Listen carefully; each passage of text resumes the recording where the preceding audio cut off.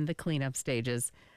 Looking for a high today of 89, 84 tomorrow and Friday, and sunny conditions all of those days. It's warming up nicely right now. This morning, it is 71 on 107.5 The Game.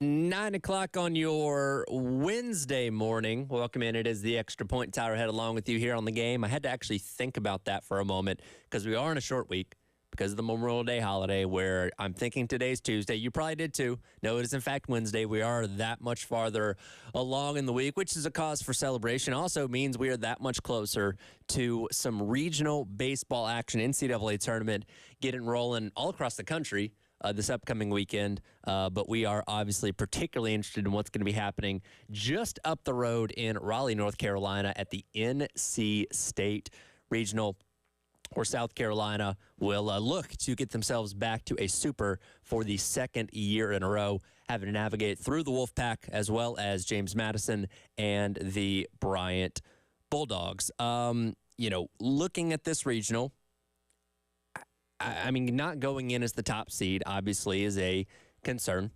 because there's a reason why NC State is hosting. It means one of the best 16 teams in the country, and that is obviously not going to be easy to get past. But, we feel better about this South Carolina baseball team than we did, obviously, a week ago.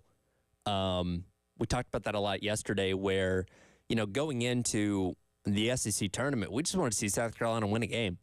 We just wanted them to get the funk out of where the season had turned in the last 2 weeks, losing to Georgia and Tennessee, getting swept by both those schools, at that. And obviously they exceeded all of our expectations when they went into Hoover and ended up playing 5 games, winning 3 of those. And, outside of a few mistakes, very well could have been playing for the championship on Sunday, against Tennessee. That being said, we put out a poll on our Twitter yesterday, kind of gauging where everybody's mindset is with this team and what the confidence level people have with this team is exactly. Poll question was: did the Gamecocks run in the SEC tournament make you feel more or less confident that they make it out of the Raleigh Regional with, again, NC State, James Madison, and Bryant? More confident, currently winning with about 2 hours left, so the number's just about locked in place. More confident winning at a staggering 76%, less confident winning or losing at 24%. I don't know how you could come away from that feeling less confident. You know what I mean? Like, again, it was not perfect. We obviously saw flaws, especially when it came to the defensive side of the ball, and that's an issue.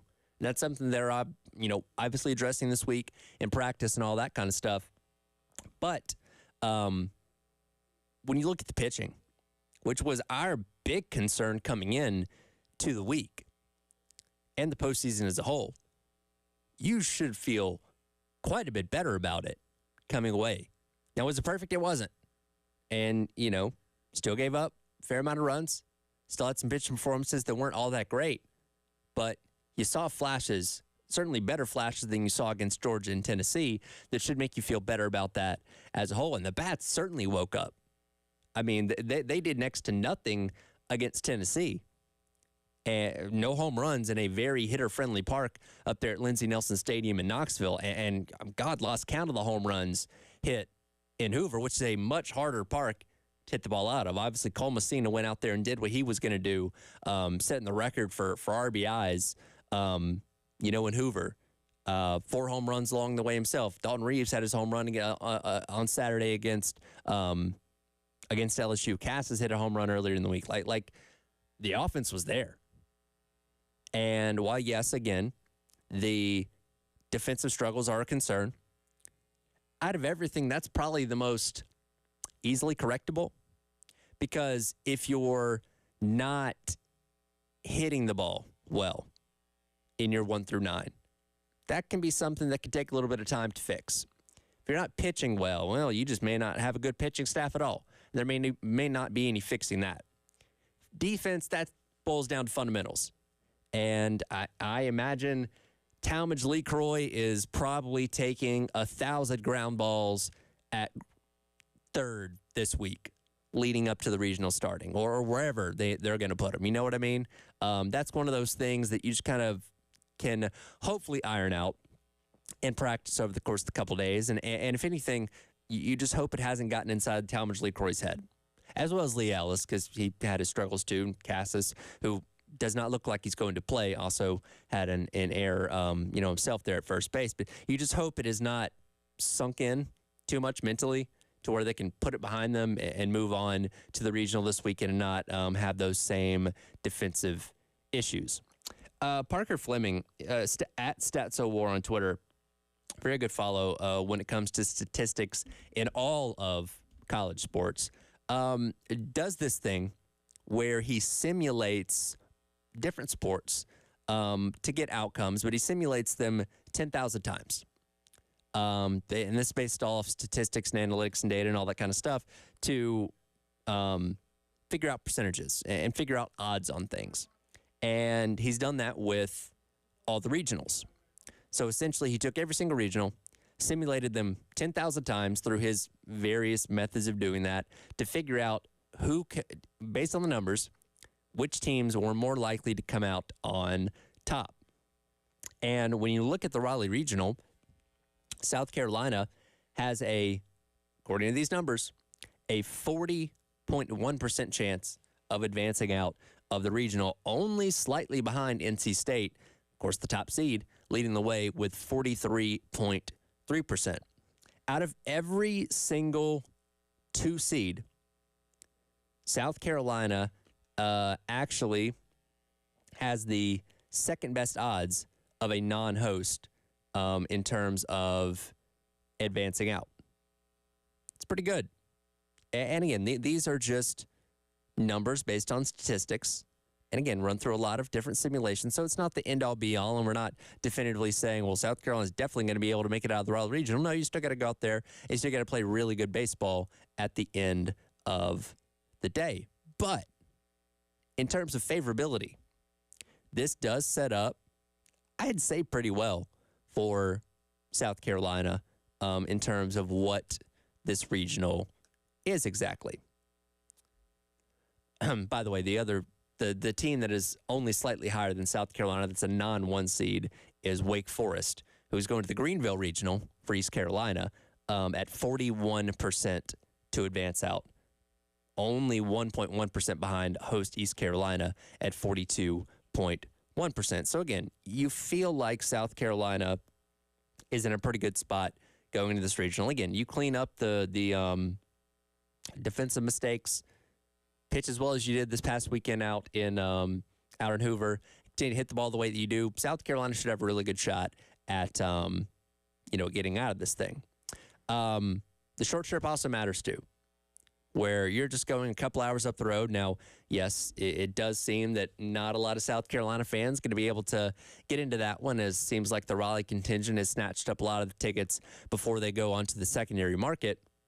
So you are going to be dealing with a very pro-Wolfpack crowd. But there is something to be said about the fact you didn't have to fly across the country and go to Corvallis or Palo Alto or somewhere out there on the West Coast like that to where you're playing close to home, which is good. And hopefully that proves to be beneficial for South Carolina as well. They are one of 11 teams in the SEC to make the tournament, which again is a record for a single conference, at least in the Division I tournament, to get that many teams in. It's really funny actually, with the way it sets up, there is a possible way that all 8 Omaha spots could end up going to SEC teams. Now, that's obviously not likely, but if things got crazy, you could actually see an all SEC Omaha, though I'm not going to sit here and bank on it. I am intrigued, though. How many of these teams do have a good shot to get there? D1 baseball staff, who again, they're the, kind of the guiding voice in a lot of ways for college baseball because they are in it. They're ingrained in this every single day. So most of us very much trust what they have to say in regards to the topic. Went through and kind of gave their thoughts on all the regionals, and also all the 8 staffers gave their projections on who's going to go to Omaha. So looking at the projections by the guys over at D1 Baseball, a total of 7 different teams from the SEC appeared on various lists for Omaha. Those teams being Tennessee, Mississippi State, Kentucky, Texas A&M, LSU, Arkansas, and Georgia. Tennessee leading the way with, let's see here, six appearances. So out of all the staffers, only 2 of them left Tennessee off their list, and then A&M actually bested them with 7 appearances. So out of the 8 staffers, only 1 of them left Texas A&M off their list. So those 2 teams kind of leading the way with thoughts and projections going to Omaha. Georgia had a couple of mentions. Arkansas got mentioned 5 different times. LSU twice, Kentucky twice, and Mississippi State twice. Unfortunately, nobody mentioned South Carolina. I do think it's worth mentioning as well that NC State popped up on multiple lists a couple times as well in terms of making it all the way to Omaha. So people not particularly high on South Carolina and what they're able to do this postseason is from a national perspective, and I get that. Again, this is a team that's been very, very up and down this season, as we've seen, and we've gone through the trial and tribulations, talking about them here each and every week on what exactly South Carolina can do and can't do at various points this season. But again, when you look at what they did in Hoover, you fix the defensive mistakes, you feel like South Carolina's got a pretty good chance at being able to advance out of this regional in Raleigh and hopefully make it back to a super regional for the 2nd consecutive year, which again would be a big step in getting back to Omaha for the first time in 12 seasons when they lost in the College World Series after winning the prior 2 national championships the 2 prior seasons. And that's been kind of the bar that so many South Carolina fans have set for this program, and rightfully so. When you get used to going to Omaha, you expect to go to Omaha at a pretty regular clip. And when it's been 12 years since you've been there, people do get very impatient. And people, don't look at South Carolina in the same light because of that, because they've not been in so long. Now the team that hasn't been in quite a while is Clemson.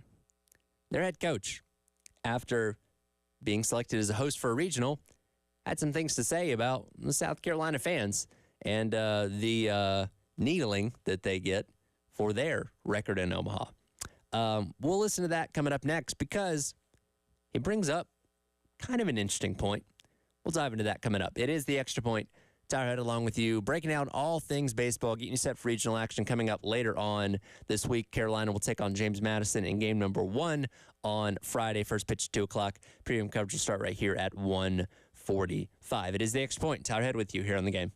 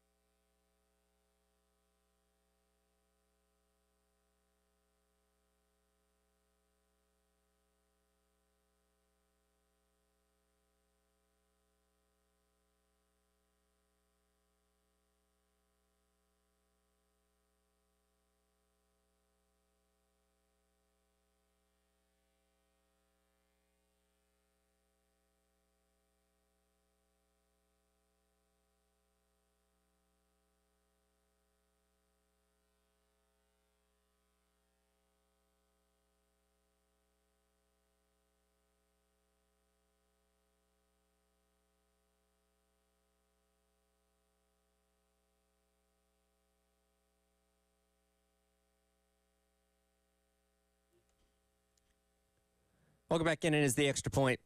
Tyler Head along with you here on your Wednesday on the game. Eating some trail mix in the break there. Do they make trail mix without raisins? I like trail mix. Don't like the raisins in there. I've been picking them out as I've been eating it. Not a fan of raisins. Don't know why it's in trail mix. But besides that, continuing our conversation about Gamecock baseball as they get set for the regional coming up this weekend, just up the road in Raleigh. Going into the SEC tournament, we've paid very close attention to the projections for South Carolina baseball, in the weeks leading up, kind of figure out where they're going to be, if they're going to be in the tournament at all. And one regional that they were getting tied to for a while was Clemson, right up the road.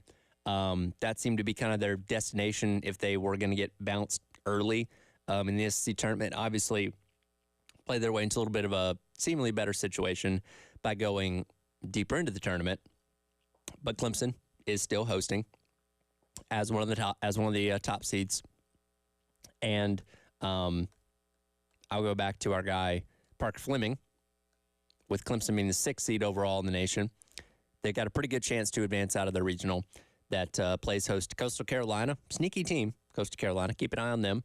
Vanderbilt, obviously not the powerhouse that Vanderbilt once was or has been in recent years. Then High Point University. Clemson has a 47.6% chance to advance out per StatSoWars odds on Twitter.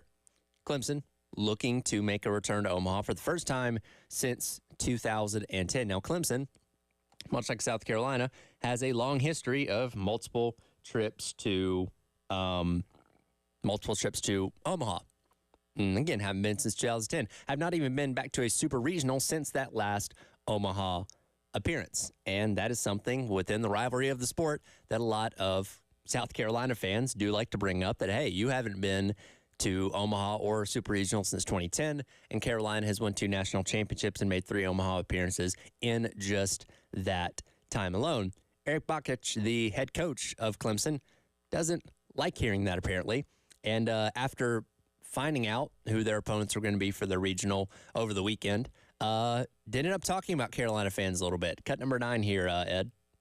Yeah, everyone wants to talk about that, and the people who bring that up over and over and over and over and over again, those are called Gamecocks. Those aren't Clemson fans.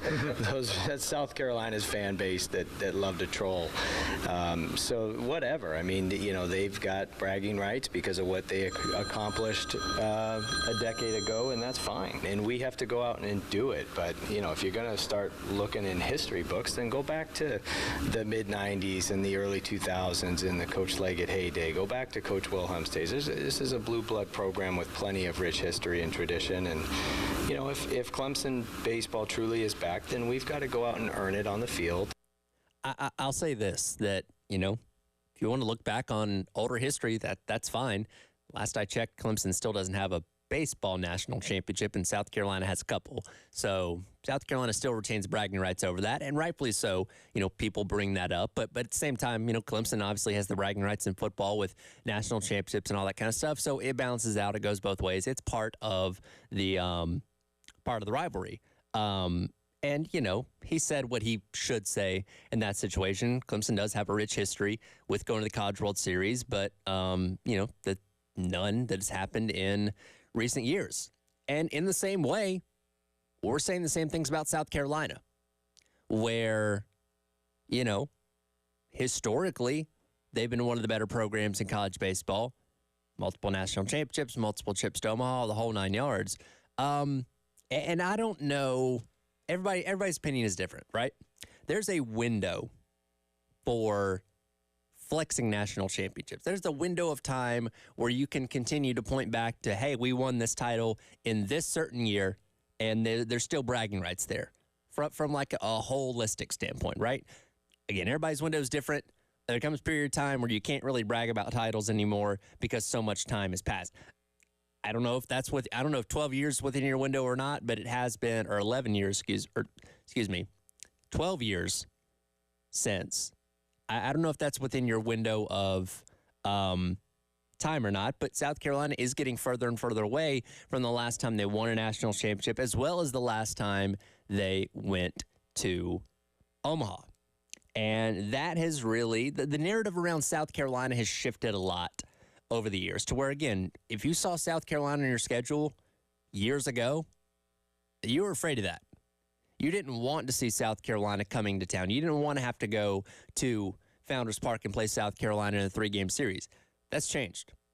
South Carolina has become another program that I think is generally thought of as good most years, but not great and not a powerhouse in college baseball like they once were. And there's a variety of reasons and factors for why that is. I won't dive into all those necessarily at this moment, but you have an opportunity at hand to remind people of who you were. You know what I mean? The biggest knock on Coach Kingston is that he's not taken this team to Omaha, and he's been here for 8 years. Last year, finally broke the long drought of missing the Super Regional. So, that's a step in the right direction. But as I mentioned many times, when you do that, you set the expectations and the bar for that next season really high. Because going into this year, everybody's saying, all right, well, you made it to a Super last year. Good. Go to Omaha next year. You've taken that step back in the right direction. Now we expect more out of you, and rightfully so. Because, again, this is a program that has the resources. You have a very talent-rich state and talent-rich area to be able to pull from. And you have a lot of good talent in your team. There's no reason why you should not be expected to be in a position to take your team to Omaha in a season like this. Now, again, we've gone through the ups and downs of the season. There were times when we didn't think Omaha was possible, or times we didn't even know if the NCAA tournament was possible. But, again, you seem to have turned a corner a little bit, started turning in the right direction. Great week in Hoover, even though you had mistakes, obviously, but something to build off of, something to look at and say, there's your momentum that you need to carry into the NCAA tournament that we didn't have 2-3 weeks ago, and that hopefully will springboard this team to success. And I know a lot of you are on the let's get rid of Kingston train, and I'm not sitting here agreeing or disagreeing with you. I'm just making an observation that a lot of people out there are, not fond of him and would be quick to want to pull the trigger on making a move at the end of this season. And I'll say this, if they are not able to get out of the regional this weekend against Raleigh, there's probably a conversation to be had. They get back to a Super, probably not. If they get back to Omaha, definitely not. But, definitely some questions to be asked if they're not able to get out of the Raleigh regional this upcoming weekend, where, again, based on the numbers being crunched, thanks to our guy Parker Fleming, Stats War on Twitter, they got a decent shot.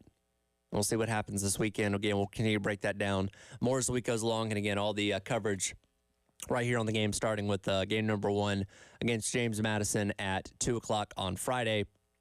First pitch at 1:45. Should be able to listen to right here on the game. And then if they win on Friday, they will move to the winners game on Saturday. That'll be at 6 o'clock. They lose on Friday, they'll be in an elimination game coming up on Saturday at noon. Both pre-games for that would start 15 minutes beforehand. Again, all right here on the game. Switch gears to football. Our guy, Dimitri Ravenos, joining me as he does each and every Wednesday. Coming up next, talk a little bit of money and numbers and how the two big conferences in college sports can maybe leverage for even more dough. That's coming up next. It is the Extra Point. Tyler Head along with you on your Wednesday here on the game.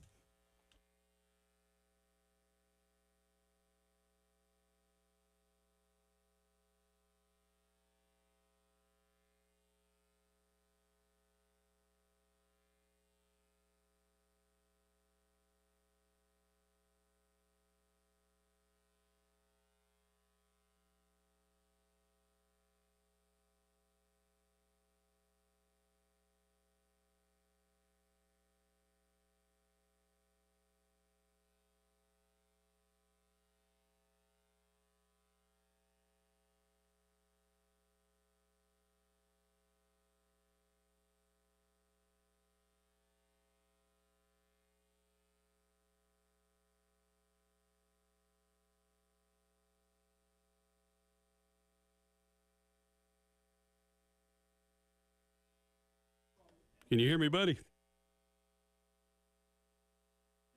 I definitely can. If it gets bad, we'll go closed captions. You know, we get that mix up all the time. This is it.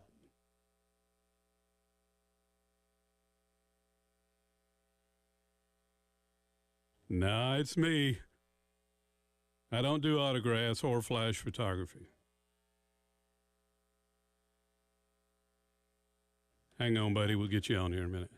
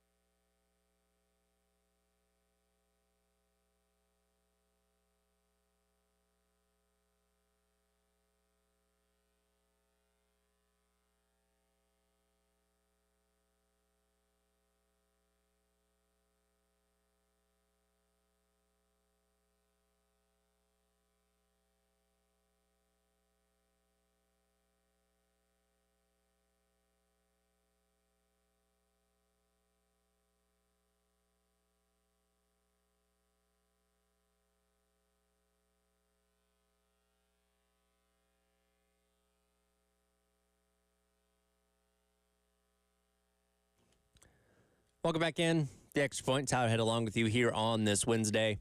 Got Dimitri Ravenos joining me as he does each and every Wednesday.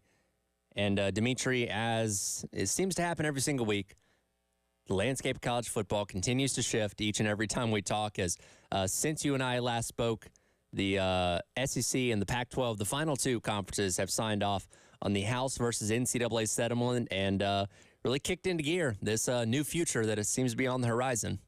I mean, it was a I hate to call it a panic move by the NCAA because it is the shrewd business move, but clearly the motivation here is not that anybody in Indianapolis is eager to start paying student athletes. So this is motivated by the fear of just how much money they have to shell out if this goes to trial. So rather than risk an 11-figure settlement, they settled for a 10-figure settlement. Yeah, basically, they saved themselves a couple of $1 billion in the process, which is nothing to shake a stick at. That's still a lot of money that's going to be paid out over the next handful of years. But yeah, they got off a little bit cleaner than they would have if they would have seen this go to fruition and inevitably got their teeth kicked in as they do in court each and every time. I mean, listen, and it is the right thing to happen, right? Like anybody, I find it hard to believe that anybody that grew up a sports fan chose where they were going to go to college without at all being swayed by something sports related. I mean, I have a friend from high school that decided she was going to go to Ole Miss because of seeing the Grove on TV. That does not happen for anything other than football, right? Like the athletes at a school are the most valuable employees of any school's marketing department. That being said, this is a huge change, right? And so schools are rightfully a little bit freaked out because they all spent time begging their fist and swearing this was never going to happen rather than coming up with a full plan. They have a year to figure out how these payments are going to be doled out. It seems like there's going to be a cap on some institutions, but the reality is the inequitability that has always existed in college athletics is about to get a lot worse. Well, and there was a lot of schools. We bring up the example of Texas A&M a lot recently, laying off a lot of people within their athletic association, right, preparing for that extra $22 million or so dollars that are going to be dealt out to college athletes as soon as possibly fall of 2025. I do wonder how many schools, and there's a lot of them out there that were kind of already starting to put the wheels in motion of what they need to do to make that happen. But I do wonder how many schools not were caught off guard by this, but maybe thought it wasn't going to happen as soon as it did, that are now starting to scramble a little bit, saying, oh, crap, we got to figure this out over the course of the next, 14 or 15 months to make sure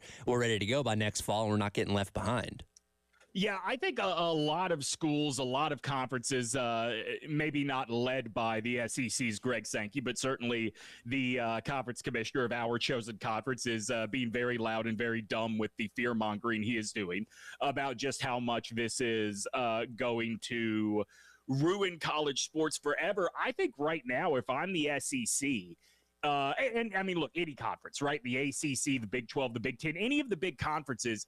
But let's look at it from the perspective of the SEC, who just started this huge deal with ESPN, where every game in every sport now belongs to Disney. Mm-hmm. If I am Greg Sankey, I'm going back to ESPN and saying, hey, man, yesterday's price was not today's price. If you want to keep this thing as valuable as you have estimated it is, we need you to rework this contract because nobody wants us to go the private equity route. Just Sure. ask Red Lobster and Sears how that works out.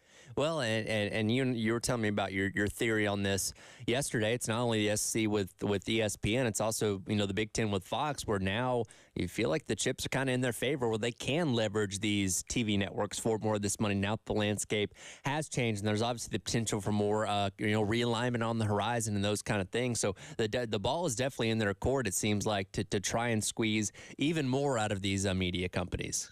Well, it's not even just about realignment, right? And I will say, who should be in the single strongest position in all of this is Notre Dame. The problem is their media rights deal is with a company that does not care that it has college football. It is just filling inventory on a Saturday. That's the way I've always viewed the way NBC treats Notre Dame. But it's not just about future expansion. It is about what these networks have already invested, right? And think about ESPN. It is not just owning all of the SEC's inventory or all of the ACC's inventory. It is essentially owning the college football playoff. Mm-hmm. It is owning all of these bowl games, all of these holiday college basketball tournaments. Now there's some neutral site college baseball tournaments that the network owns.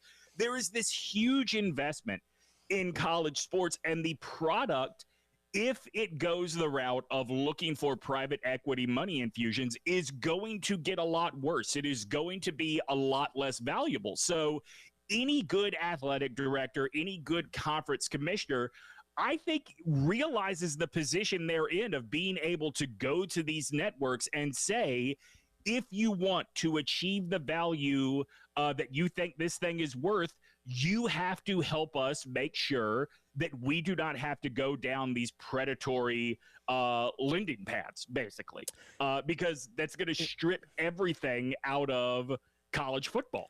Now, how much does it benefit a conference like the SEC, in your opinion, who's already seemingly not far away from maybe renegotiating things a little bit with their ESPN deal by adding the 9th conference game that we know is on the horizon, but at this point in time, until ESPN decides to pony up the money for it, they're not going to give it away to them for free by any means. But certainly by 2026, we expect something in the realm of a 9th conference game to come to fruition. But again, you got to go to the table and negotiate what the value of that is, not only for the individual schools, but for the conference as a whole. And is there potential to maybe re-leverage the deal a little bit at that point in time? Right. I think that you have to sort of look at the underground narcotics economy, right? Who holds the power in a drug deal? Is it the dealer or the guy who wants the product? It's the guy that is holding the product, right? And that is the case with Greg Sankey and the SEC here. The question is, do you cave? Like, is ESPN enough of a junkie to just tell the SEC, yeah, sure, whatever you want, we just need that 9th game? Or do we see a prolonged standoff, which I don't think is outside of the realm of possibility, Tyler? So while we all think we're going to get that 9th game, if athletic departments either are feeling the pressure or trying to play poor and give the appearance that things are just crazy out of whack with their finances, I could see both sides really digging in their heels on this. Yeah, maybe so. And of course, you know, we talked about all that roughly a year ago when we were figuring out what the new schedule was going to be in the SEC, without knowing that 2025 was possibly the early starting point of college athletes essentially becoming employees of the university and all that comes with that. So that certainly could throw a wrench in those things, though I think we all desire to eventually see that 9th game down the road, if nothing else, to just create uniformity across college football, which is something that Greg Sankey, not particularly talking about that specifically, but, you know, was kind of talking about earlier on this week at the SEC spring meetings that, you know, there's definitely a need for uniformity across the sport. And, you know, I know we all long for potentially having a commissioner one day. I don't think that's ever going to happen, but definitely getting these conferences on the same page a little bit more might be helpful. I think these conferences and schools, the NCAA, I think there is a really strong desire to tread water until we get to January because, you know, I mean, look, a lot of smart people are saying that Republicans are probably going to take the Senate in this upcoming election. And Ted Cruz has really positioned himself as the guy that is going to lead the charge to make sure college athletes are never classified as athletes. I think you have a lot of coaches and administrators thinking the thing they need is for the government to get involved here. And if that happens, you more than likely have Ted Cruz getting to sort of set or make the decision on how this goes forward. So as much as we want to see action, it might behoove some of these conferences to just tread water and keep extending until there's a new group of lawmakers in. Seems like college sports used to be a whole lot simpler, huh? It really did. It really did. I mean, here's the thing with college sports, right? You have to accept some level of grossness if you're a fan. Sure.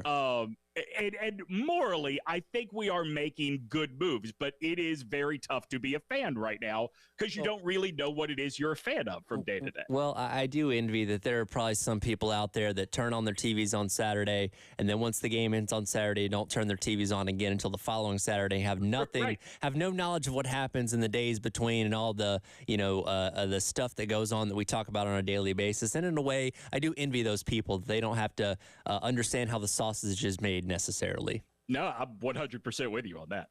So speaking of which, we will dive into some numbers of revenue that has recently come out in terms of these conferences and the disparity that we already kind of knew existed between some of the top and some of the teams or some of the conferences in the middle in terms of college sports. We'll dive into that coming up next. Is Mitra Ravenos. I'm Tyler Head. It is the Extra Point on your Wednesday here on The Game. Damn.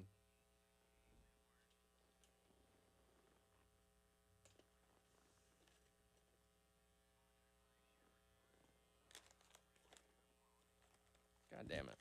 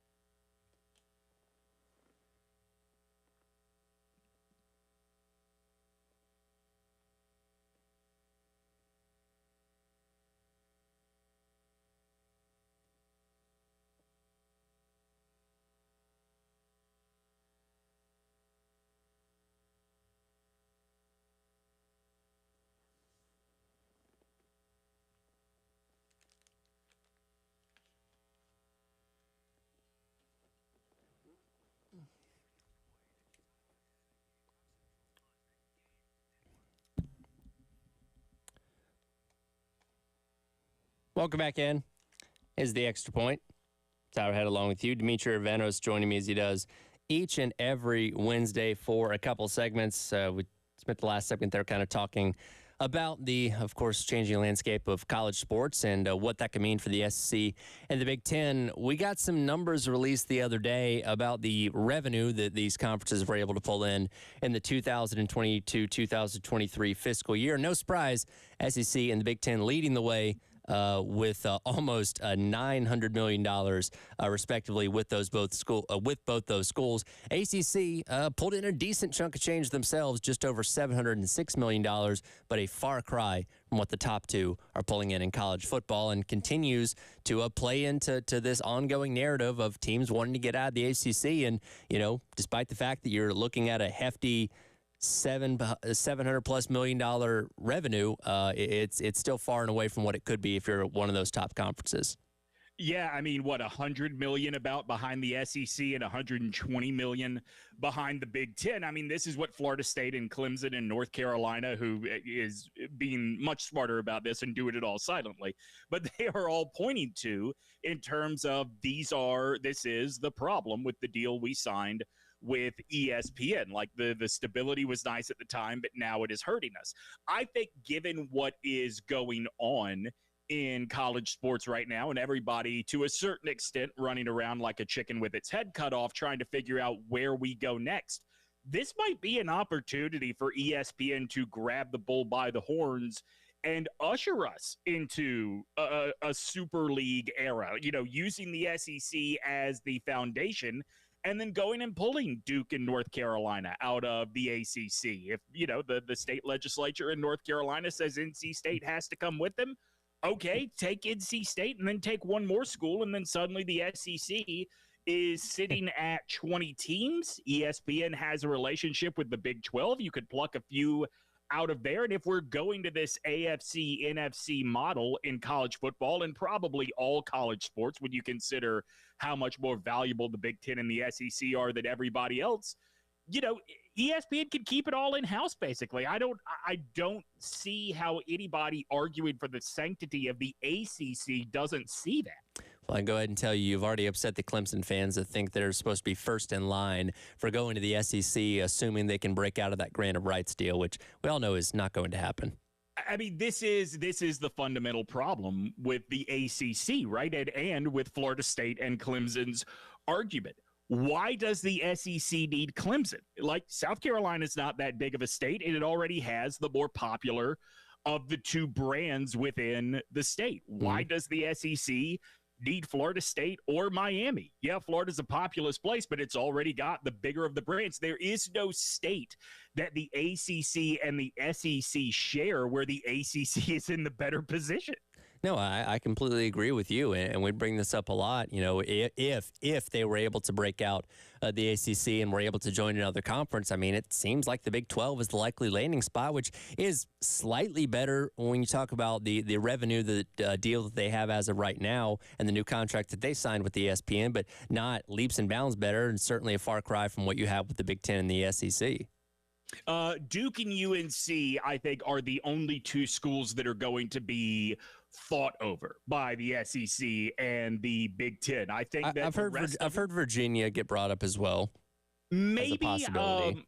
I would think that if Virginia is on the SEC's radar, it means they've already got Duke and North Carolina. I just do. I just think that there is a value beyond geography that those two schools' basketball programs bring that literally nothing else that we consider, quote unquote, on the market brings to either conference. I mean, this is why I don't think it is crazy to think that the SEC stands pat at 16 teams, even as the Big 12 the Big 10 rather, has four more teams than the SEC does, or I guess eventually we'll have four more teams than the SEC does, because what out there can the SEC add that actually makes the SEC better?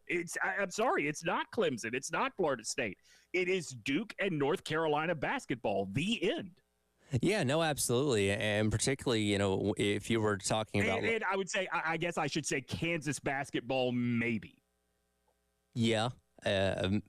Possibly there. But no, it makes a lot of sense. And again, I don't think the SEC is, trying to realign once again anytime soon. They've been very meticulous with who they've added. And again, you add two huge brands in Texas and Oklahoma coming in this season. And I think they're gonna wait a while and see really kind of how the Big Ten deals with having 18 teams more than anything else, I feel like, before they even consider adding any more teams. But certainly no rush on the SEC's part, it seems like. Yeah, keep in mind, the SEC has never had an explosion of growth the way we are about to see in the Big Ten this year, the way we saw in the Big 12 last year, that the conference has always done it two teams at a time. And I think that with, as much as I think conferences are better served financially by spreading their inventory around to multiple networks, in this era of college sports after the decision, maybe having everything with ESPN is going to make it possible for the SEC to move faster to adapt to the changing times. Absolutely. Well, we sit here on May the 29th. We are 94 days away from week 1 of college football. You actually have something pretty cool going on. That'd be on week 0, August 21st, that you want to tell people about. Yeah, August 24th. It is the first annual sports podcast festival happening up in Raleigh, where I live. Our headliners are the Shutdown Fullcast, popular college football podcast. I believe they call themselves the internet's only college football podcast. That is true. Tickets are on sale right now for from eTix, and yeah, it's a great way. We're trying to start a new tradition up here in North Carolina. We're all going to celebrate week 0 together every year going forward. So the Sports Podcast Festival tickets are available at eTix or at the website of our venue, which is the Rialto Theater, RIALTO in Raleigh. Now, will you be handing out paper bags to put over people's heads for your respective podcast if this team is killing us by chance? Possibly. I mean, we are trying to separate church and state with the NFL and college football, but look, we're doing it here in North Carolina. Certainly, there are going to be plenty of people that feel the way about the Panthers that Lauren and I do. Very, very cool there. And again, that is August the 24th up there in Raleigh. Certainly check that out. Sounds pretty cool. Dimitri, appreciate your time as always. And we'll check back in with you next Wednesday. All right. Talk to you then, Tyler. All right. Dimitri Ravenos joining me as he does each and every Wednesday. Hour number 2 of the Extra Point coming up next. We'll continue on the football conversation. A lot of coaches speaking already this week out at the SEC spring meetings. We'll hear what they had to say on what is a very, very important year for the SEC spring meetings. That's coming up next. It is the Extra Point. Tyler Head along with you on your Wednesday here on The Game.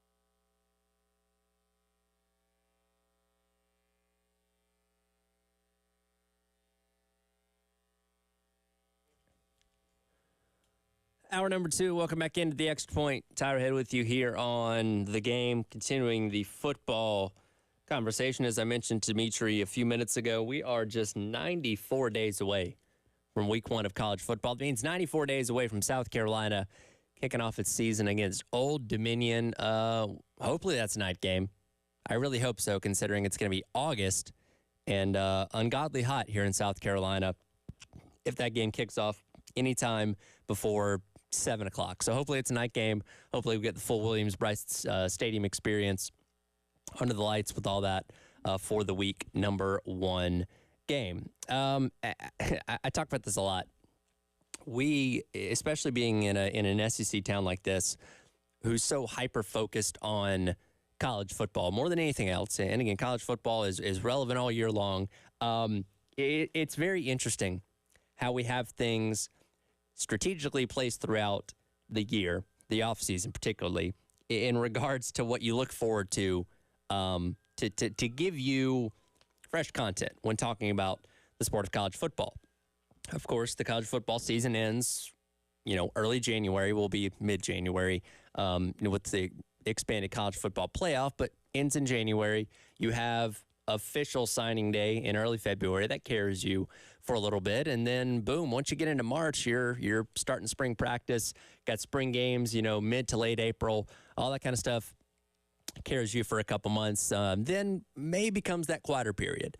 May is when, much like South Carolina, most schools are taking time off. Coaches out there in the recruiting trail. Players are allowed to, go on vacations, hang out with their families, get some time away before locking in for the summer grind.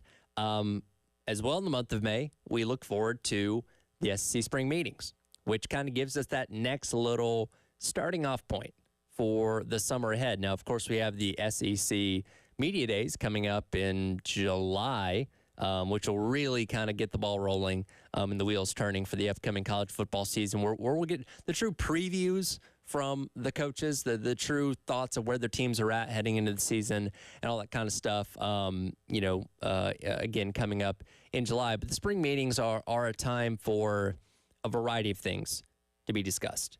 And I can't think of really more of a pivotal year when it comes to the spring meetings and everything that is new, not only in the SEC, but in college football as a whole. Starting particularly in the SEC, though, this now being the first year, and they're out there. Their name is on the big flag and all the advertisements for the SEC. First year of adding Texas and Oklahoma to the SEC, and it's so funny to me when we talk about realignment, because everything that has happened in the past calendar year with the demise of Pac-12, the ACC adding new schools, the Big Ten adding new schools, the Big 12 basically taking whatever's left of the, former Pac-12, it's almost like the Texas-Oklahoma thing kind of got lost in the shuffle. I mean, we've talked about it plenty, but it almost kind of seems like an afterthought compared to everything else that's happened. Like, oh, yeah, Texas and Oklahoma, they're going to the SEC. Now it's a reality.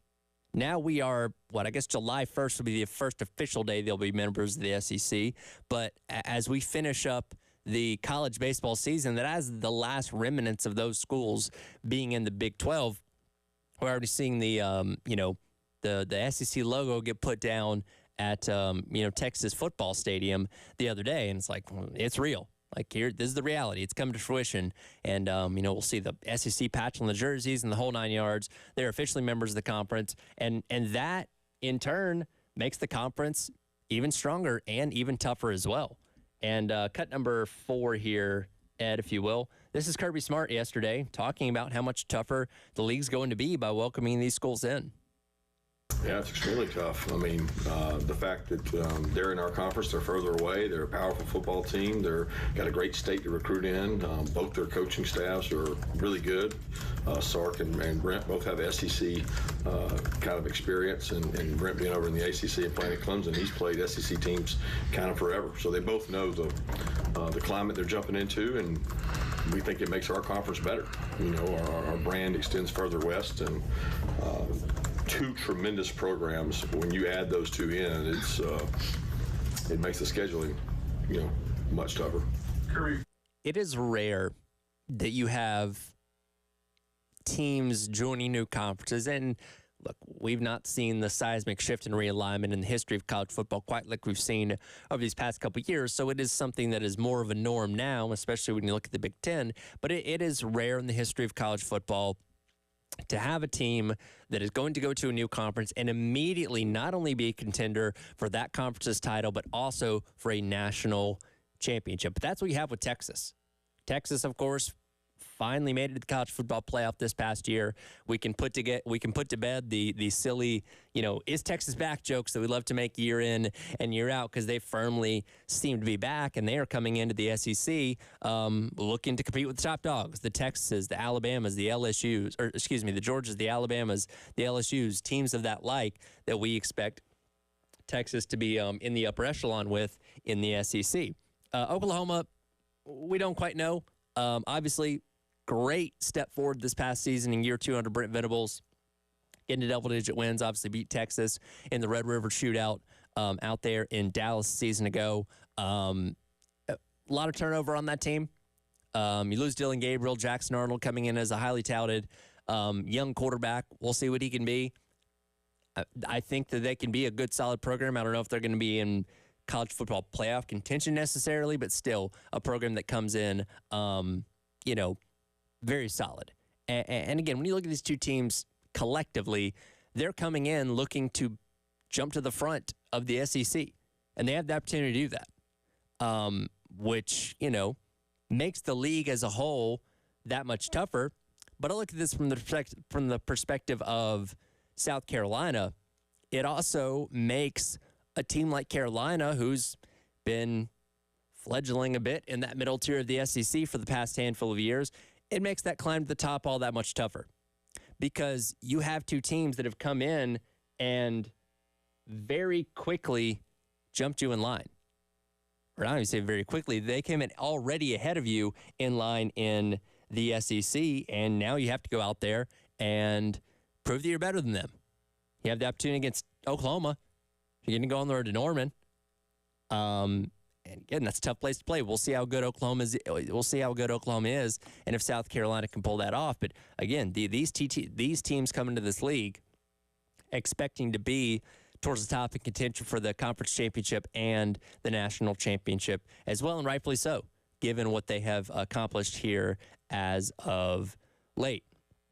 Another thing that is very new in the SEC is the lack of Nick Saban. Retired back in January after the national championship game. Something that we all knew was going to happen in some point in the future. But when it did happen, it still took us all by surprise. We spent the entire next day talking about that and the fallout of what that meant for college football in the SEC as a whole. And now you're getting into these routine things that you do in the SEC without him there. And, he was clearly the most accomplished coach, clearly the grizzled veteran of the coaching ranks in the SEC that is now no longer there. So who steps up and becomes that voice of the SEC as far as coaches go? Lane Kiffin, and the audio was not made available for this, addressed that yesterday. He said, I think Kirby kind of took over and is kind of that leader now. And that makes total sense. Kirby Smart is clearly the most accomplished head coach with 2 national championships and 2 SEC titles in his time at Georgia.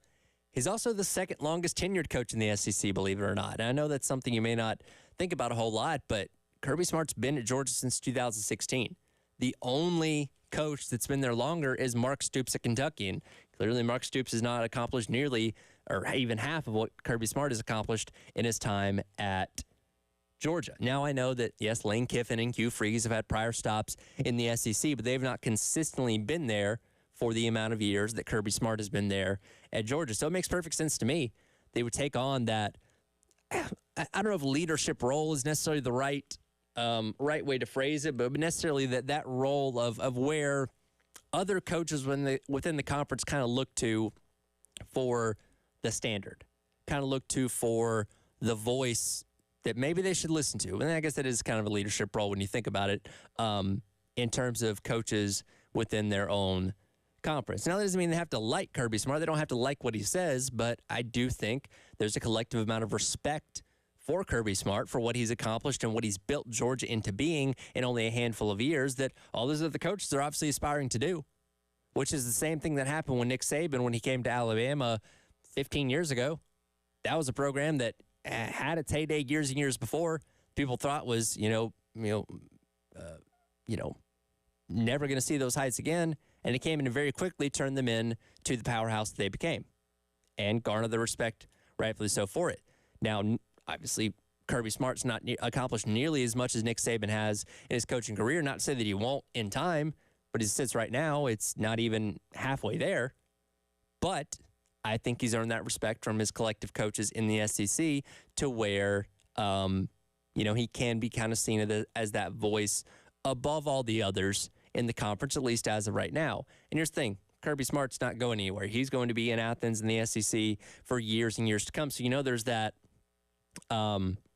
consistency and reliability, I guess, is maybe the best way to phrase it, knowing he's always going to be there, knowing that voice is always going to be there to represent the conference in the way that he can. Now, that being said, again, he is relatively younger than Nick Saban is. So he doesn't have, and Nick Saban obviously had the previous head coaching experience at Michigan State and LSU and in the NFL with the Dolphins before ever taking the Alabama job. So Kirby not quite as seasoned as Nick Saban is, just purely from his history as a head coach. But again, when you kind of look at what the new landscape of the SEC is, it makes a lot of sense why Kirby Smart would end up being that new guy that people would kind of look to as that leader, or the other coaches at least would look to as that leader within the conference itself. And, if an other coach jumps in and has more success than Kirby in the next handful of years, then maybe that conversation can change. But as of right now, being the top dog in the conference, it makes a lot of sense why he does become that guy. And by the way, Kalen DeBoer, I'm so intrigued by what's going to happen this fall. Taking over for the GOAT, the greatest coach of all time the SEC has ever seen. How does that go for DeBoer? I truly don't know.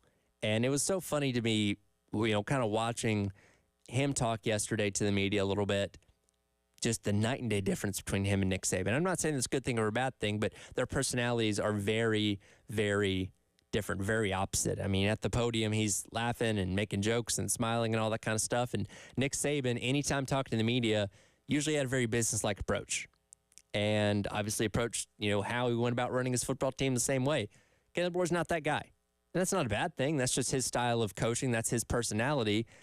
How that translates to Alabama, though, I don't particularly know.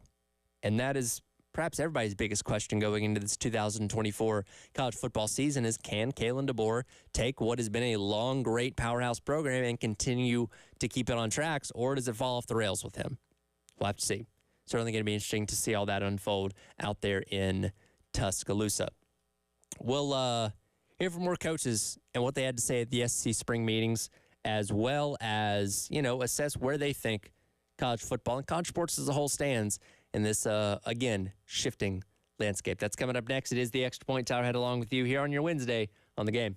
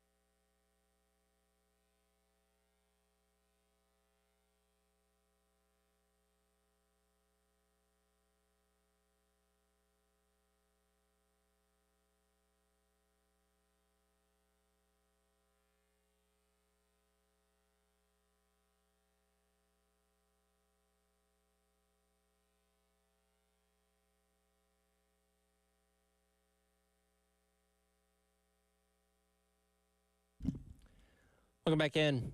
It is the Extra Point here on the game. Tyler Head along with you on your Wednesday. Continuing our conversation about what's going on at the SEC spring meetings. I mentioned in that last segment, about Kirby Smart, and this was the word of Lane Kiffin. I'm sure a lot of coaches agree with him that Kirby's kind of seen as the leader of among the coaches right now, that Nick Saban has, stepped away and retired from college football. And it makes a lot of sense, as I said, given what he's accomplished here at Georgia. A nameless texter weighed in, Q on the lake actually weighed in on our Firehouse Subs text on 83404-6100 and said, what if Kirby was at Kentucky?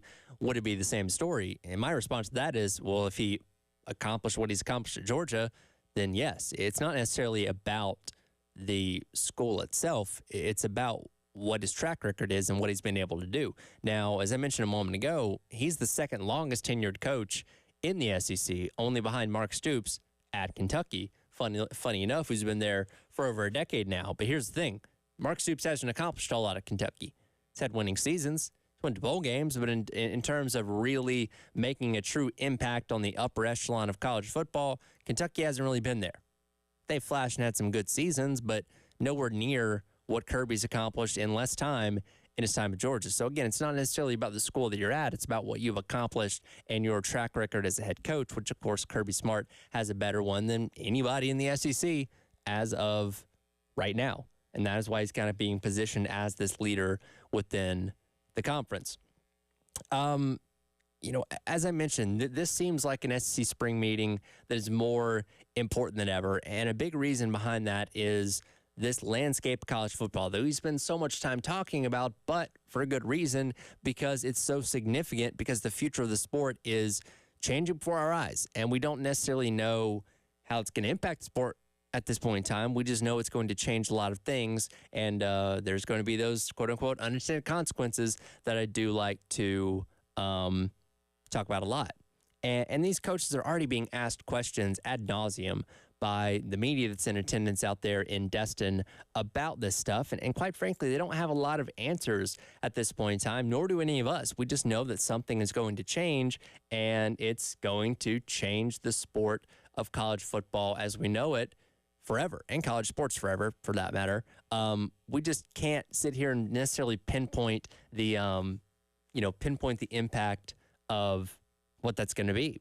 And yesterday on the Garnet Trust Hour, we talked to Russ White, who is the president of the Collective Association, who is going to be at the forefront of all this change in college sports as a whole. And he said that he hopes that the structure of this will become to known hopefully soon, but there's a lot of litigation and more potential lawsuits and all that kind of stuff on the horizon and on the table that could delay that even further. So we won't know until we know, I guess, is the best way to say that. And a lot of coaches have a question of, okay, when all this changes, how exactly are you going to enforce that? In fact, Mike Elko, new head coach out in Texas A&M in College Station, asked that very question yesterday, cut number 7 here, Ed, of how are we going to figure out how to enforce these new rules?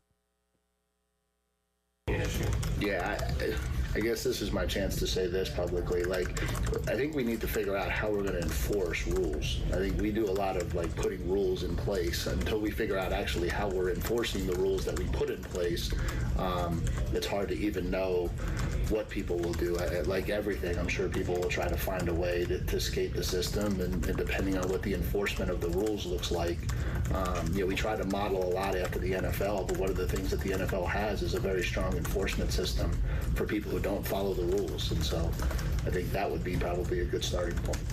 And he's 100% correct. If we get to this thing with the proposed $22 million cap for respective schools, well, guess what? Everybody's going to be trying to find a way to skirt around that and operate in that gray area, saying, all right, well, we have the ability to pay players, over the table this $22 million, but if we can find a way to maneuver $5 million extra dollars into the gray area to get even more talent and pay them even more, then why not? You know what I mean? So there's a lot of questions on how all this is going to be done about, and how the structure of college football is going to look, again, as soon as 2025. It'll be here before we know it, and hopefully we get some answers on that soon. Let's get one thing straight here. These coaches don't want to have to be dealing with this. These coaches in general probably don't like to have to deal with NIL as a whole. It is a tool for them to build their rosters. It's a tool for them to be competitive on the fields. But at the end of the day, they just want to coach football. At the end of the day, that is all they're worried about, is going out there, blowing the whistle, running practices, creating game plans, all that kind of stuff. They don't want to have to deal with this extracurricular stuff on the side. And now you're looking at a completely new landscape of college football that they're going to have to get delve into to figure out how they go about this and how to leverage their positions to their best advantage. And I imagine a lot of them are hoping this takes a lot of it out of their hands to where it is more uniform across the board. And you do have players getting paid X amount of dollars, but, based on whatever sport they're in. And there isn't as much of them having to really ask for handouts from, the public when it comes to some of this NIL stuff. Because, again, at the end of the day, they just want to coach football. But, again, this is a big part of building the future of their programs and maintaining rosters and all that kind of stuff. And right now it's just very much up in the air. This is likely the last SEC spring meeting before this happens. Because next year we're going to be talking about, hey, in just a couple months, players become employees, all that kind of stuff, and how that changes the landscape of college football at that point in time. And to me, it begs the question of, a year from now, how many schools are going to be talking about that may not be able to hit that line of $22 million, may not be able to hit that cap of maxing out on how you pay your athletes? Because it's one thing with NIL, where, for one thing, the numbers aren't public. So there can be some disparity between schools, and that not necessarily be detrimental to the school that is not bringing in as much from an NIL standpoint. But when you get into the new model of college football with athletes becoming employees and you have a set number of dollars that you can spend on your athletes, if you can't match that cap, well, guess what? That means your athletes are going to be making less.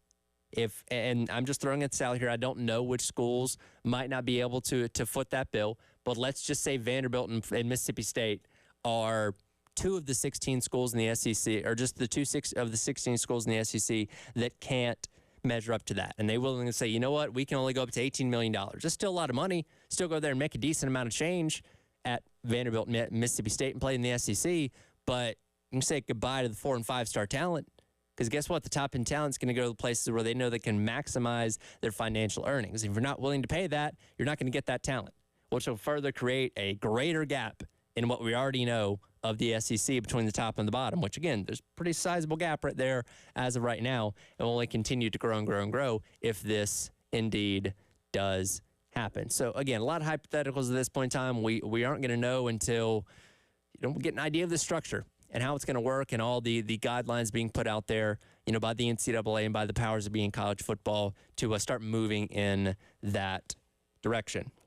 We'll switch gears, pun intended, coming up next, as it was a very, very fun weekend of racing between Indianapolis and Charlotte.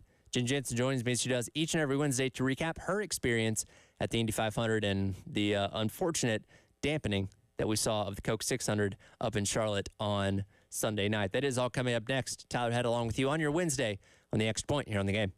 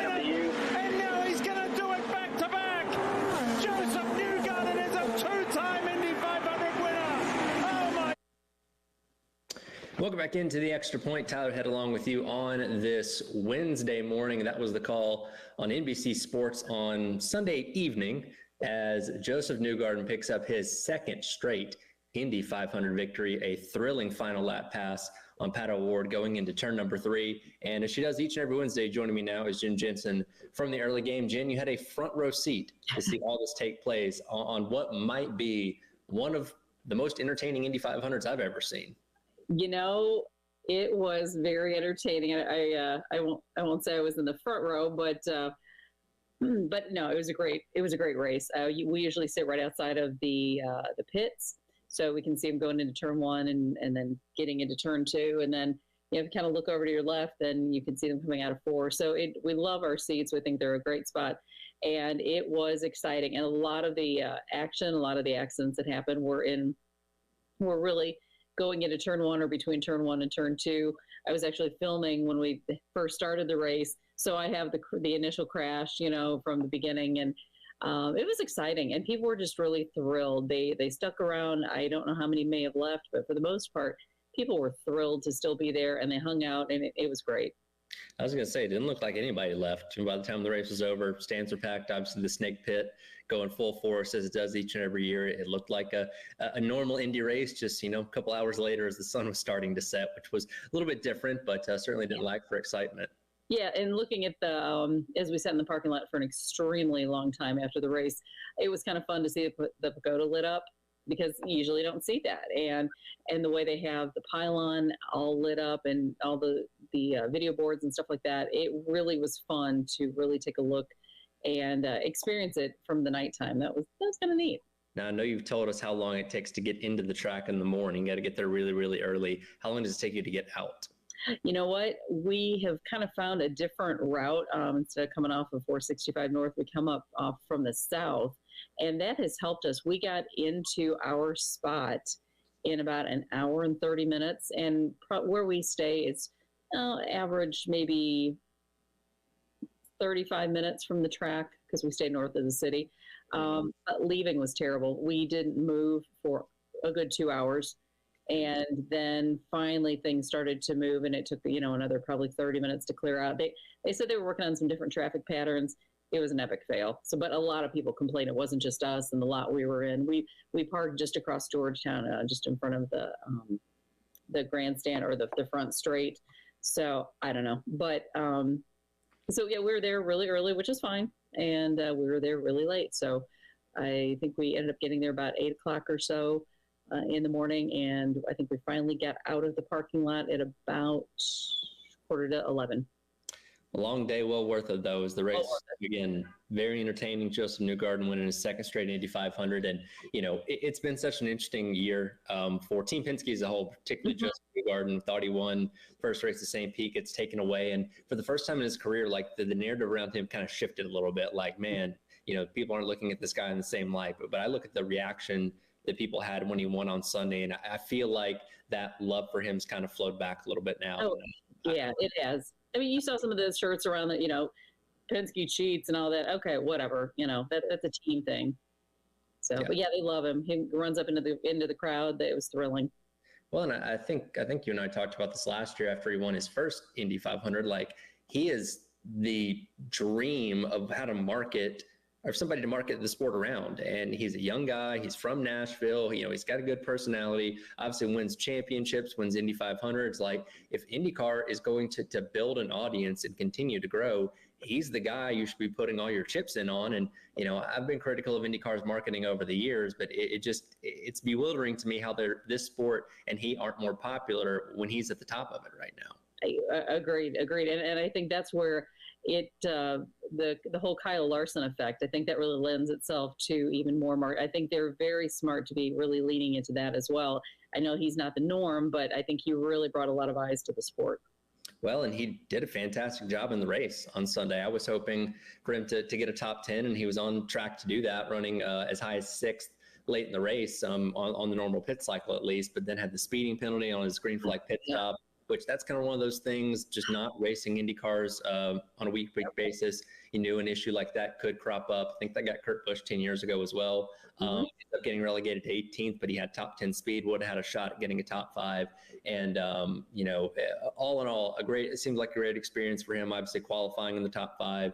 And again, being able to go up front, lead some laps on the pit cycles as well. He made his presence known at Indy, and, certainly look forward to him getting another opportunity to do that next year, hopefully being able to properly do the double next time. That would be tremendous, because my understanding is that it was a 2-year deal that they had worked out for him. Yes, that is what we know as of right now. Now, the specifics of next year's race, we don't know yet, but it seems like that is going to be happening again next year. And especially with, kind of the damper that, funny enough, weather put on both races, prevented him from being able to do the traditional double. I agree with him staying in Indy. I mean, you've invested a lot of time, a lot of energy, a lot of money into this. And we know he's going to get a waiver from NASCAR to continue on in the playoffs. So, I mean, I fully support him staying at the Indy 500. I just hate that he, by the time he got back to Charlotte, the race was already over there. I know, but you figure the big cheese is when you have Hendrick and all of them telling him what to do or guiding him. If the big cheeses want you to stay, you stay. Yeah, it's as simple as that. So yeah, absolutely. And this wasn't, them outright trying to avoid the Coke 600 scenario popped up. They had to make a decision. They made it. And again, they made every effort to get him in the car for what would have been the final 150 laps. But unfortunately, Mother Nature dumped on Charlotte as well. And after 249 laps, Christopher Bell wins the Coke 600, or technically the Coke 363, I believe, which put a little bit of a damper on the end of the day. But, a win's a win at the end of the day, I guess. Yeah, absolutely. And of course, I couldn't watch the race because we were stuck in the parking lot. So we're trying to listen to the race as best we could. And when I saw that the positions finished, and I had Tyler Reddick in our picks, and Denny Hamlin was 5th, and that's who Bill had. So it was a good day for me just to say, yep, score. Yeah, absolutely. And, I hate it that we didn't see the race run to its, end, because we know how good mile and a halves are. Coke 600 has been very good in the first couple of years of the next gen era. And the racing was good for the first 2.5 segments. And when we saw battles for the lead, we saw passing. You just expect that last stage, obviously, to really be where things kick up another gear. And we could have been in for a lot of excitement in those final couple hundred miles. Unfortunately, we didn't get that far. I mean, good for Christopher Bell. That was a team that was looking to kind of get things back on the right track after a rocky, midpoint of the season so far. I don't think it was a very popular win, as he was dealing with some boos in victory lane, but that was, fans rightfully frustrated because NASCAR did make a good attempt to drive the track, and it looked like we were going to be in for a very late night, and then decided to call it because unfortunately the track was not drying to the degree that they needed it to. Yeah, and it's a tough decision for NASCAR. I mean, they don't want to just scrap it and just have somebody come out of the holler, hey, you're the winner. That's just very anticlimactic. So it's still funny to watch Christopher Bell, because to me, he still looks like he's 12. Right. So, to see him cheer, it's like, oh man, I'm in my, I won in my midget car or something, because he just has that look on he's just so young looking. Yeah, well, he notches his first ever crown jewel win. Yeah. And again, just something that can kind of get that team back on the right track. And it wasn't like it just fell into his lap or anything like that. He led 90 laps. Like, he legitimately was one of the fastest cars, and likely would have been running up front in the final stage to contend for the win anyway. It just came a little bit, prematurely, thanks to the rain. But he didn't earn it. Yeah, I know, absolutely. It's just one of those things that unfortunately people aren't going to look back too favorably on. And, for as exciting as the day is, you hate to see it in that way, just from being fans of motorsports in general. Yeah, no, you want to see the complete race. You want to see it get down the last 5 laps, and you want to see the big one, because that, probably was coming. Yeah, absolutely. And all in all, it's the most exciting day of the motorsports calendar. Maybe didn't quite live up to exactly what we wanted it to be. Monaco was a little bit of a bust in the morning as well, but the Indy 500, far and away, one of the best I've ever seen. And so cool. You got to be there to experience it. And hopefully next year's can be just as, if not more, exciting. I hope so. It couldn't get much better. And like I said, the weather finally did cooperate. It was beautiful out there. Got some fantastic flyovers. And again, the racing action, things in the pits. It was all in all a great day. We head off to Gateway this weekend for the NASCAR Cup Series as they enter their summer stretch of races. Got some road courses coming up, obviously, getting closer and closer to the start of the playoffs. And Kyle Larson, despite missing the Coke 600, still leading the Cup Series regular season points. It's crazy. I know. So, I mean, that's why it wasn't a bad thing for him to be able to maybe not participate in the race because it's not going to take him out of contention to be running for the championship. So it all works out. Absolutely. So we'll see how that transpires as the summer goes along, but nevertheless, a fun, exciting weekend of racing. Unfortunately, hit by a little bit of rain, but hopefully next year proves to be a little bit better. Jen, appreciate it as always. Talk to you next week. Thank you so much. All right, we'll come back and wrap up today's edition of The Extra Point. Tyler Head along with you on your Wednesday here on The Game.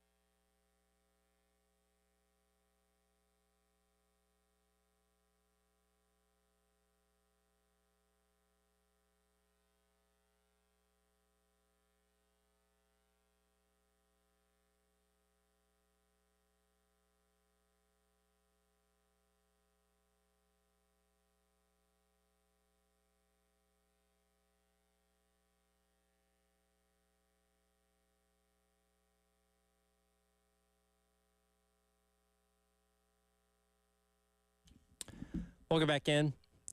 Is the Extra Point. Tyler Head along with you here on your Wednesday on The Game. I want to let you know kicking off the 11 o'clock hour, the Gamecock Central Takeover Hour, presented by Firehouse Subs. We're going to have Matt Brown from the Extra Points newsletter right at the start of the show.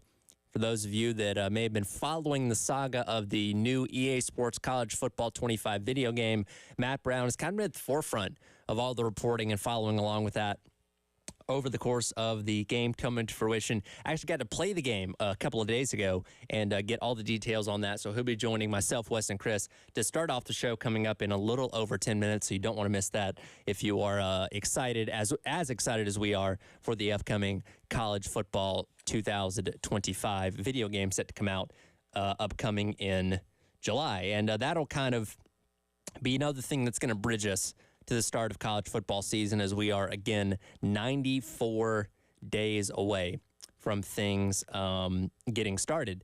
I saw this story yesterday that I thought was particularly interesting in reference to a game that's going to take place on week number 1 between Southern Cal and LSU out at Allegiant Stadium in Las Vegas. And look, this is a big year for Southern Cal. They are joining the Big Ten. They are breaking in a new quarterback in Miller Moss after replacing, Heisman Trophy winner, number 1 overall pick, Caleb Williams, and also taking a bigger focus on defense as well, something that in Lincoln Riley's tenure there has not been a high priority. And they get the opportunity to showcase this new version of Southern Cal in that Week 1 contest, taking on LSU in Las Vegas. But per reporting of Saturday Down South, this game almost did not happen. Since Lincoln Riley got to Los Angeles a couple of seasons ago, there has been an active push of trying to get the Trojans out of having to play this game against the Tigers in week number 1. They tried to leverage things with Brian Kelly. They tried to negotiate things between the two schools, and nothing ended up working. Fox, in fact, even tried to get involved in this as well, because given the fact that Southern Cal is joining the Big Ten, they did not want their first game as a Big Ten school to be played on an ESPN network like ABC, which this game will be at 7:30 on that Sunday night. So a lot of people and entities pushing to try and get this game taken off the schedule, to no avail. And it will go on as scheduled again on September the 1st in week number 1 of the college football season. It's very interesting because Lincoln Riley, if you'll remember, was actually linked to the LSU job before he took his talents out to Los Angeles, and before, of course, LSU ended up hiring Brian Kelly. And I would say that, with the two teams, with both institutions 2 years into their tenure with their respective head coaches, I think LSU's gotten off a lot better than Southern Cal has. Both teams have obviously had a Heisman Trophy winner. Both those quarterbacks going very high in the NFL draft just a couple of weeks ago. But I think LSU has positioned itself better as a contender in the SEC than Southern Cal had previously in the Pac-12 and now going into the Big Ten going forward. A lot of that stems from defense, or lack thereof, when you talk about Southern Cal. And again, Lincoln Riley, an offensive genius, right? Great on offense. It has, molded a ton of quarterbacks that have gone on to be Heisman Trophy winners, number 1 overall picks, the whole 9 yards. But when you're giving up 50 points a game, it's not good for a whole lot. And that's exactly what they were doing out there in Southern Cal. Reason why he could never get his teams into the playoffs there. A reason why they, fell off, particularly in the second half of this past season, down the stretch, and we're not even in the mix for the Pac-12 championship in the final year of the conference. But he said, no more. We're focusing on making defense matter out there in L.A. They hired D'Anton Lynn, the defensive coordinator from right down the road in UCLA, to come in there. They're restructuring how they do practices and the whole 9 yards to try and make things better for defense out there in Southern Cal, to see if they can make themselves a contender. Because here's the thing. You're going in to a much tougher conference in the Big Ten. You're now competing with Ohio State, Michigan, teams like that, to just try and get to the conference championship game, let alone get to the college football playoff. So you got to step up. And it's certainly not going to be an easy first year for Southern Cal in the Big Ten, and they kicked that right off with LSU out there in Las Vegas in week number 1. LSU also in a bit of a transition period as well. Of course, you move on from Jaden Daniels, Garrett Nussmeier, the assumed starter out there for this upcoming season. People forget, Garrett Nussmeier has shown out before. Let's go back to 2 years ago when LSU played in the SEC championship game against Georgia, and Jaden Daniels got hurt in the second half of that game, I believe. Garrett Nussmeier came in, and, man, he drove that team down the field against a very good Georgia defense that would go on to win the national championship a couple of weeks later. So a lot of reason for optimism out there in LSU with a guy like Garrett Nussmeier. We'll see what kind of sizable improvements they can make on defense. That was, much like Southern Cal, the Achilles heel of this team this past season. But, Brian Kelly has a better track record when it comes to defenses than Lincoln Riley has had in his tenure as a head coach at now multiple places. But we'll see, how LSU does, and what is going to be a very important year for them, because again, you have seemingly that second spot wide open right now for top dog in the SEC. Georgia occupies one of those spots, but everything else is wide open. Is it going to be Alabama? Is Tennessee going to step up? Is it going to be LSU? Is it going to be Ole Miss? Who knows? But LSU certainly has plenty of talent on their roster, and we'll see how they do. Again, kicking off the season, taking on Southern Cal in week number 1 out there in Las Vegas. That'll do it for today's edition of The Extra Point. As I mentioned, coming up right at the start of the 11 o'clock hour, myself, Wes, and Chris can be talking to Matt Brown from the Extra Points newsletter to get all of his insight and all of his knowledge into the upcoming EA Sports College Football 2025 video game set to release here in just a couple months' time. Got the opportunity to play that game a couple days ago. Did Matt Brown. So interested to hear his thoughts and everything that he can tell us about where the game stands as of right now. Again, all that coming up next on the Gamecock Central Takeover Hour, presented by Firehouse Subs on your Wednesday, halfway through the week here on the game.